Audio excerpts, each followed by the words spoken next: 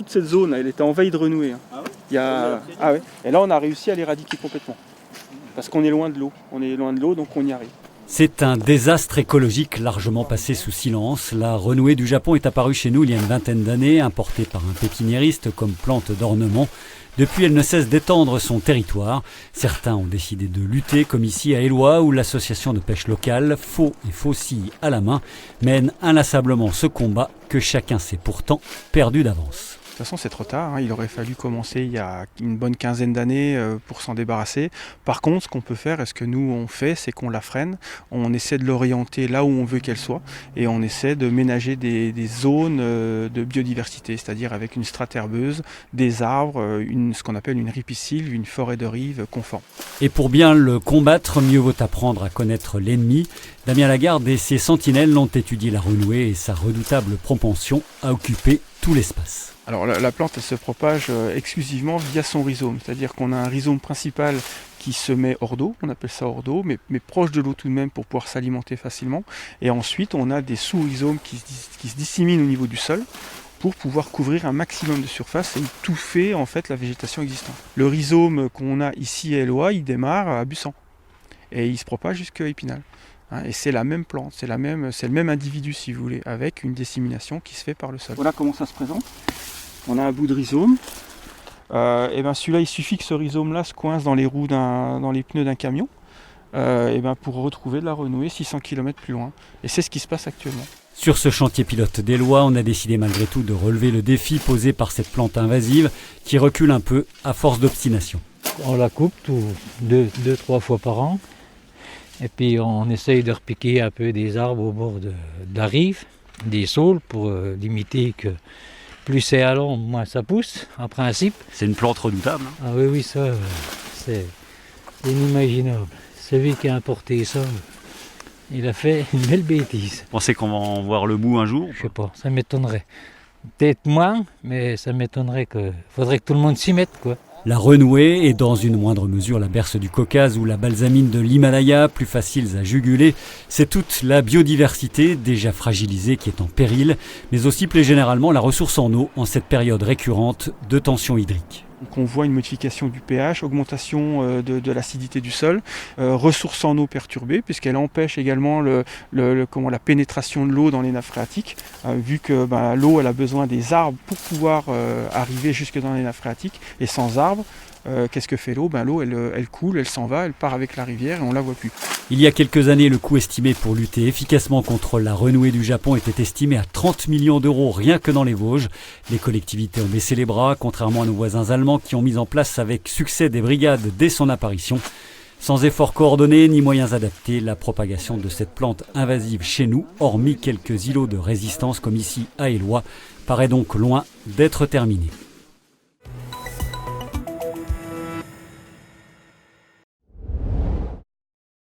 Après une journée de samedi digne de Waterloo, avec beaucoup d'eau même, les reconstitueurs ont gagné la bataille de la météo dimanche. En 2014, les rencontres napoléoniennes étaient grandioses. L'édition 2019 se voulait plus conviviale et plus proche du centre-ville, avec un bivouac installé derrière le musée réhabilité. Le dernier était 2014, était beaucoup plus gros, puisque nous avions aussi de la cavalerie et des soldats russes.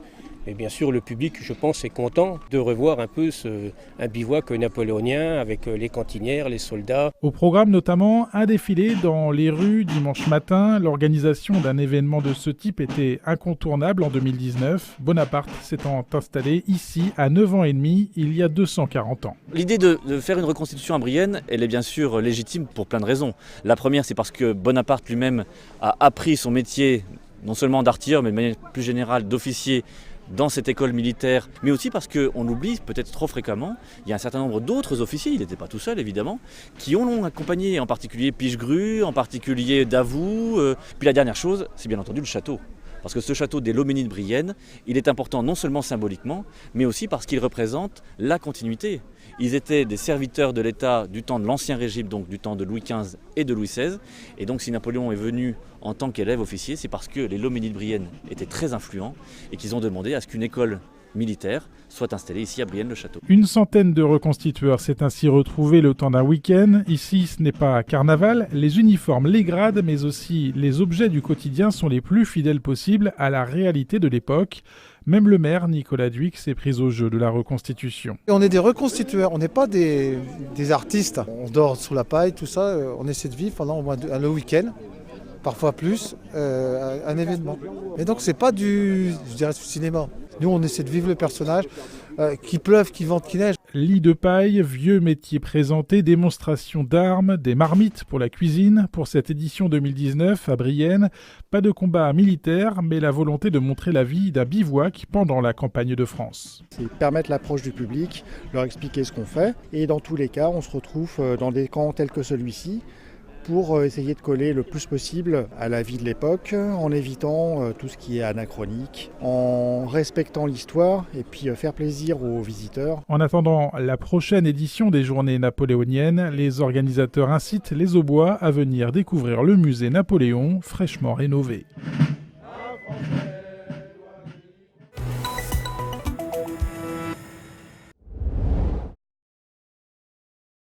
Frédéric, Cédric, Renaud et Cédric font tous partie de la grande famille des sapeurs-pompiers.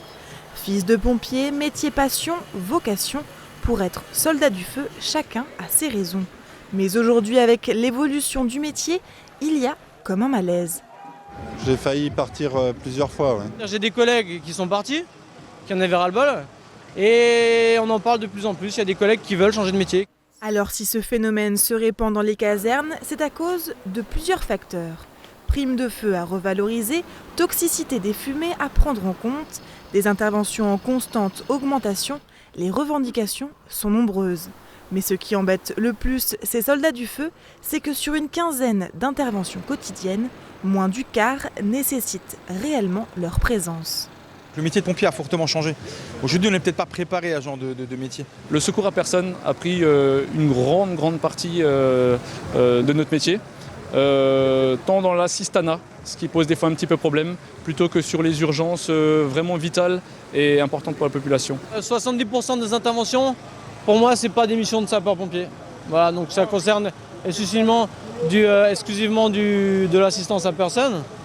Donc c'est des interventions qui nécessitent pas notre intervention en fait. Parce que les gens nous appellent pour carence de médecins, pour des problèmes plus personnels, autres que médicaux ou accidentogènes, je dirais.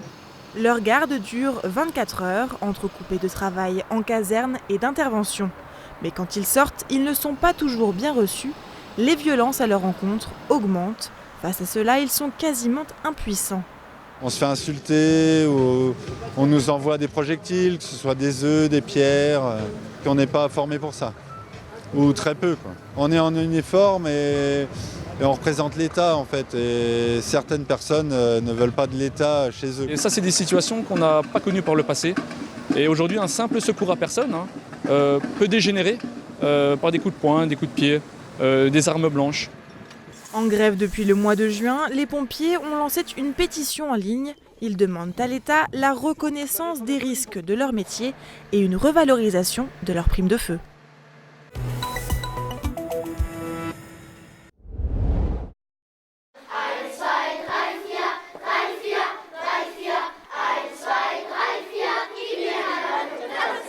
Les élèves de l'école élémentaire de Farchevillers, bilingues, c'est en passe de le devenir.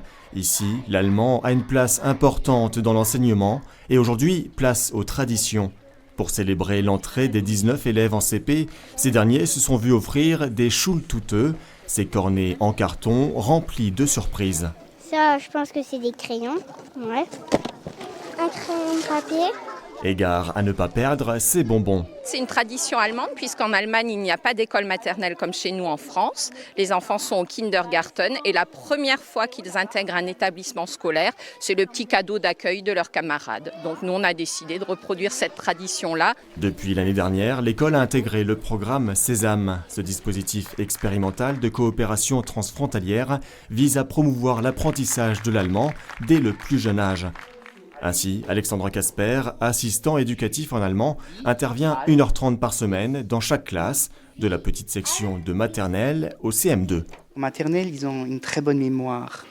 Et plus ils apprennent assez jeunes, et plus ils auront le goût de l'allemand, et puis ils retiennent assez bien le vocabulaire. Ça se fait de manière très ludique et pédagogique. Voilà. Et surtout, j'interviens de manière orale, pas à l'écrit. Et ces ateliers semblent plaire aux élèves. L'Allemagne, c'est près de chez nous, et si une fois on va en Allemagne, il faut quand même savoir parler allemand. Déjà, on a un bon professeur d'allemand, on fait des trucs drôles et tout, c'est cool. Pour cette rentrée 2019, 50 assistants de langue allemande accompagnent au quotidien plus de 7000 élèves mosellans. Le département de la Moselle est très impliqué en faveur de l'apprentissage précoce et continu de l'allemand. Plus de 7 millions d'euros sont engagés dans ce programme Sésame GR, subventionné à hauteur de 60% par la grande région.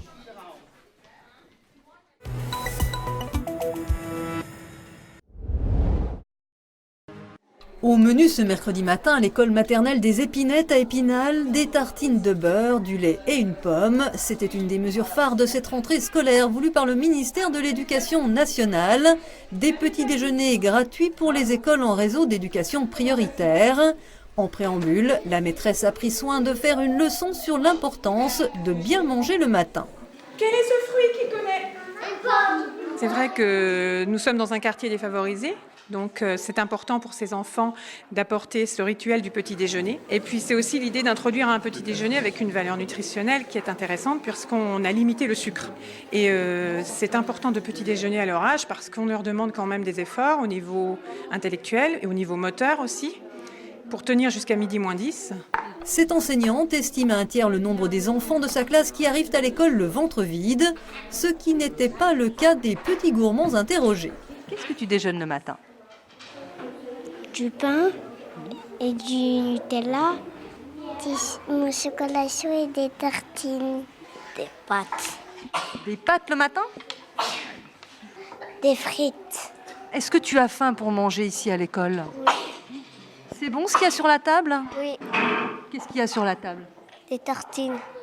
Le gouvernement a débloqué 6 millions d'euros. 100 000 enfants en France vont bénéficier de cette mesure qui s'inscrit dans le cadre d'un plan d'éducation à la santé et de lutte contre la grande pauvreté. L'objectif, une fois par semaine, c'est d'accoutumer les élèves à prendre le petit déjeuner. C'est pas de se substituer, parce qu'il doit être fait à la maison, mais de donner des bonnes pratiques pour qu'ils aient envie aussi à la maison de le faire. Peut-être pour ceux qui ne mangent pas de le demander. Pour ceux qui ont peut-être mangé, bon, il y a toujours des gourmands, on l'a vu, de leur dire comment gérer le goût, le plaisir. Et puis, le temps qui est consacré à ce petit déjeuner doit servir progressivement à faire de l'interdisciplinarité sur ce qui concerne les sciences de la vie et de la terre, le corps humain. Sollicitée, la ville d'Épinal a donné son accord et touchera une compensation financière pour organiser cette opération une fois par semaine les mercredis matins. En tout, 270 petits spinaliens sont concernés. Ça paraissait une démarche intéressante. Après, il faudra voir ce que ça donne dans le temps. Mais déjà, j'observe, c'est le premier matin, donc j'observe que c'est un moment d'apaisement, un grand moment d'apaisement. Et puis, les enseignants dans chaque classe abordent la chose différemment, c'est intéressant. L'opération dans les Vosges est pour l'heure expérimentale. Elle demande des moyens et une certaine logistique, mais elle pourrait à terme concerner d'autres communes.